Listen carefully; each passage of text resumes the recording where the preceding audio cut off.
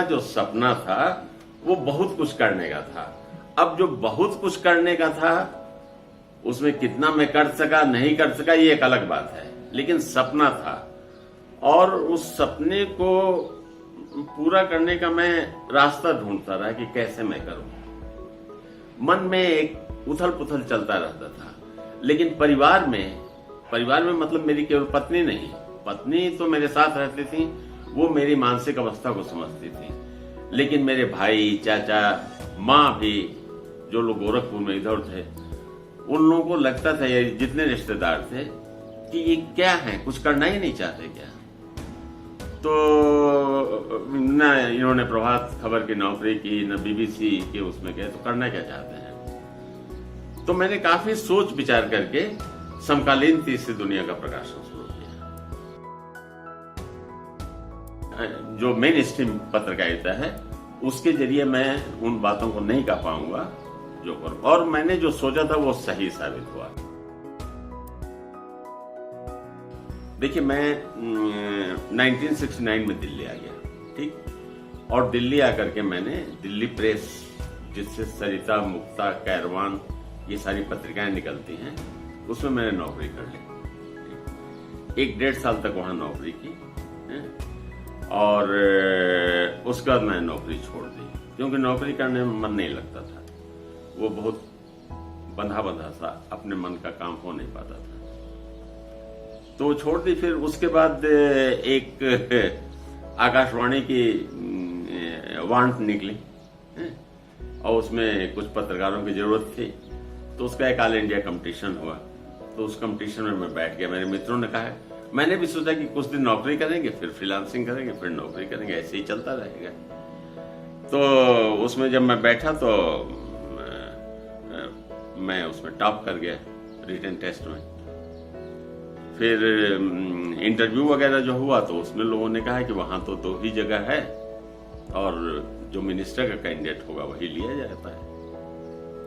तो मैंने मन में सोचा कि मैंने टॉप किया है रिटन में, तो इतना तो वो ध्यान रखेंगे, ठीक है, मिनिस्टर कैंडिडेट के रूप में एक को ले सकते हैं, लेकिन तो उसमें मैं वो सेलेक्ट हो गया और जो मिनिस्टर का कैंडिडेट था वो भी सिलेक्ट हुआ।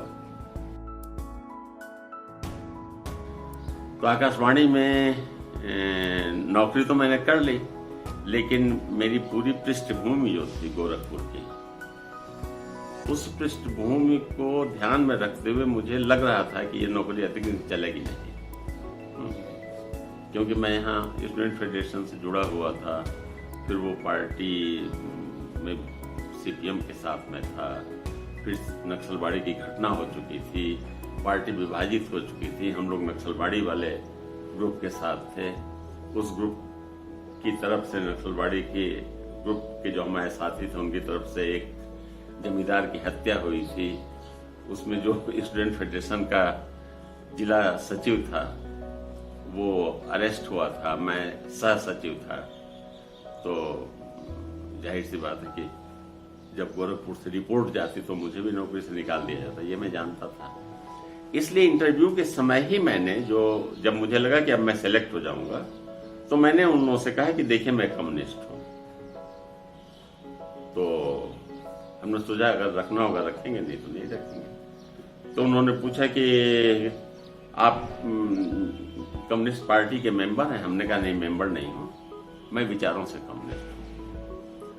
तो कहा कि इसका मतलब क्या हुआ? मैंने कहा इसका मतलब ये हुआ कि कम्युनिस्ट दर्शन को मानता हूँ, कम्युनिस्ट अर्थशास्त्र को मानता हूँ और कम्युनिस्ट सिद्धांतों को मानता हूँ। तो 3 लोग थे इंटरव्यू बोर्ड में, उन्होंने कहा कोई बात नहीं, हमें इससे कोई हर्ज नहीं। तो मैं वहां रख लिया गया। वो रिपोर्ट जो आनी चाहिए थी 3 महीने में, उसको आने में लग गए तकरीबन 4 साल। तो 4 साल में नौकरी करता था, जब रिपोर्ट आई तो मैं वहां से निकाल दिया गया। बहुत बड़े पत्रकार थे ना प्रभाष जोशी, उन्होंने इंटरव्यू के लिए बुलाया, इंटरव्यू से संतुष्ट हो गए। हमारे कुछ मित्र मंगलेश डबराल वगैरह वहां काम करते थे, उन लोगों ने मेरी सिफारिश भी की थी प्रभाष जोशी से, तो वो इंटरव्यू से संतुष्ट हो गए। लेकिन उन्होंने कहा कि इसकी क्या गारंटी कि आप यहां भी यूनियनबाजी नहीं करेंगे? प्रभाष जोशी ने कहा जब सब कुछ हो गया तो। यह सवाल अगर वो दूसरे ढंग से पूछते ना तो मुझे बुरा नहीं लगता। उन्होंने यूनियनबाजी ये जो शब्द कहा, इससे मुझे, मैं बिल्कुल बहुत हर्ट फील मैंने किया। मैंने कहा कि अगर आप गारंटी दे दें कि आप वैसी स्थितियां नहीं पैदा करेंगे तो मैं यूनियनबाजी नहीं करूंगा। तो उन्होंने कहा क्या मतलब? मैंने कहा कि आप कह रहे हैं मैं यूनियनबाजी, क्या गारंटी है? कैसे मैं गारंटी दूं? मैं इसकी तो गारंटी दे नहीं सकता। ये तो आप पर निर्भर करता है ना। आप अगर वैसी स्थितियां पैदा नहीं करेंगे तो हम क्यों खामखा यूनियन और नारे लगाना शुरू करेंगे? आराम से नौकरी करेंगे। तो उन्होंने कहा कि यानी आप समझते हैं कि गलती हमारी तरफ से होगी। हमने कहा जी। कहा बंधु तब तो नहीं संभव है यहाँ नौकरी करना। हमने कहा ठीक है। हमने कहा यही एक ग्रुप ऐसा था इंडियन एक्सप्रेस का जिसको मैं समझता था कि इंदिरा गांधी के खिलाफ होने की वजह से मैं रेडियो से निकाला गया हूं, तो इंडियन एक्सप्रेस ग्रुप भी इंदिरा गांधी के खिलाफ है, यहाँ मुझे जगह मिल सकती है।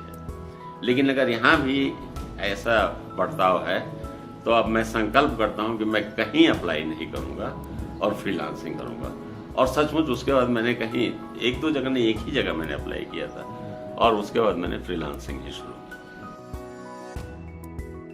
बीबीसी आपके पास क्वेश्चन पेपर भेजता था और वो क्वेश्चन पेपर आपको 15 दिन के अंदर सॉल्व करके भेजना पड़ता। वो क्वेश्चन पेपर अभी मेरे पास रखा हुआ है। उसको सॉल्व करके मैंने भेज दिया। उसमें तो वो उसके हिसाब से छांट लेते थे लोगों को कि किसको वो इंटरव्यू करना है। उसके बाद हमारे पास इंटरव्यू का लेटर आ गया और फिर होटल क्रेडिजेस दिल्ली में है, वहीं इंटरव्यू होना था। तो वहाँ उन्होंने मुझे बुलाया। जब ये इंटरव्यू का लेटर आया तो मुझे लग गया कि मैं तो सेलेक्ट हो जाऊंगा और सेलेक्ट हो जाऊंगा तो लंदन जाना पड़ेगा। तो दिमाग में तो बहुत सारे उस समय तक सपने थे कि भारत में रह के क्या क्या करना है।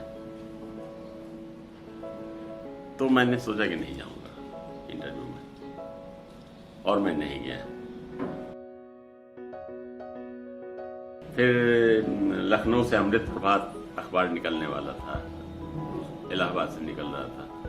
उसके लिए मुझसे उनके जो मैनेजिंग एडिटर थे उन्होंने मुलाकात की और कहा कि लखनऊ एडिशन आप संभाल लीजिएगा। तो मैंने उनके सामने बड़ी असंभव शर्तें रखी, मतलब सैलरी इतनी बढ़ा के रखी, तो वो तैयार हो गए। फिर मैंने कहा कि सारे स्टाफ, एडिटोरियल स्टाफ की नियुक्ति मैं करूंगा, उस पर भी तैयार हो गए। तब मैंने कहा कि बाहर एक लड़का बैठा हुआ है, उसको आप अभी नियुक्त कर लीजिए इलाहाबाद के ऑफिस में। वो मास कॉम जो है ना IIMC से किया हुआ था, उसकी भी डेथ हो गई। अच्छा पत्रकार था, जयप्रकाश शाही नाम। तो उन्होंने कहा बुलाई, तो वो बाहर हमारे साथ गया हुआ था, ऐसे ही गया था साथ। तो हमने बुलाया, हमने कहा कि जाओ इंटरव्यू दे लो तुम भी। तो हैरान हो गया। तो उसको देखे कहा कि ठीक है इलाहाबाद आके ज्वाइन करना, वही तैयार हो। अब हमारे सामने कोई ऐसा रास्ता नहीं था जिससे मैं कहूँ कि मैं नहीं ज्वाइन करूँ। मैंने जो भी शर्तें देखी उन्होंने मान लिया। मैं इलाहाबाद चला गया। इलाहाबाद जाके 3 दिन मैंने उनका एडिटोरियल लिखा उस अखबार का और उनकी पूरी कार्य पद्धति का अध्ययन किया, रेफरेंस सेक्शन वगैरह बनाने के सुझाव दिए और फिर मैं चला आया दिल्ली की। फिर लखनऊ में जब वो कहेंगे मैं पहुंच जाऊंगा। फिर वो टेलीग्राम देते रहे। उस समय तो टेलीग्राम वगैरह ही, ये सब इंटरनेट वगैरह था नहीं। मैं नहीं गया और मुझे लगा कि अगर मैं लखनऊ चला गया संपादक होकर के तो संपादक तो हो जाऊंगा एक अखबार का और मेरे बड़े अच्छे संबंध हो जाएंगे फिर वहाँ के तमाम मुख्यमंत्री से लेकर के और जितने लोगों से। लेकिन उससे होगा क्या? वहाँ उससे नहीं कुछ होगा। तो मैं लखनऊ नहीं गया। मुझे यह लग रहा था कि यह जो अखबार है, ये अखबार है तो एक पूंजीपति का है, ठीक है ना।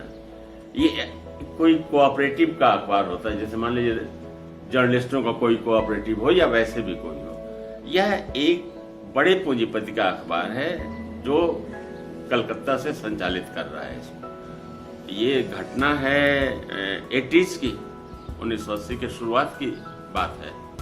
तो 1980 तक तो हम लोग अखबारों की हालत देख चुके थे ना। 75 इमरजेंसी बीत चुकी थी, और इमरजेंसी में अखबारों ने क्या किया था वहां पर। तो हमने कहा कि अखबारों की हालत तो बिल्कुल एक चाबुक चलती है सरकार की तरफ से, और उसके हिसाब से काम करने लगते हैं। जितने संपादक थे, जो एल.के. अडवाणी ने जो अपनी डायरी में लिखा था, ये गलत नहीं लिखा था कि इमरजेंसी में पत्रकारों से झुकने को कहा गया तो वो रेंगने लगे, दे स्टार्टेड क्राउलिंग। ये उन्होंने कहा है जिस वाक्य को अक्सर लोग इस्तेमाल करते हैं। कुछ पत्रकार जरूर थे, लेकिन वो कुछ ही थे, गिने चुने थे, जिसमें कुलदीप नैयर भी एक थे। और केवल दिल्ली में तो केवल एक ही अखबार था जिसने एडिटोरियल की जगह पर काला छोड़ दिया था, रंग भर दिया था। बाकी अखबारों की हालत आप इमरजेंसी में उठा करके देखें तो सब इंदिरा गांधी के 20 सूत्री कार्यक्रम और संजय गांधी की प्रशंसा में तमाम चीजें छाप रहे थे। तो यह जो अनुभव था हमारा अखबारों को देखने का, उस हिसाब से हमने सोचा कि अखबार के संपादक की बड़ी प्रतिष्ठा थी उस समय तक, क्योंकि सीधे उसका चीफ मिनिस्टर से, प्राइम मिनिस्टर से, इन लोगों से वो हो जाता था, और बहुत प्रिविलेज पोजीशन में संपादक रहता था। तो मैंने कहा वो एक हमारी पोजीशन बहुत प्रिविलेज्ड हो जाएगी, लेकिन हम समाज के लिए कुछ नहीं कर सकते हैं इस अखबार के जरिए।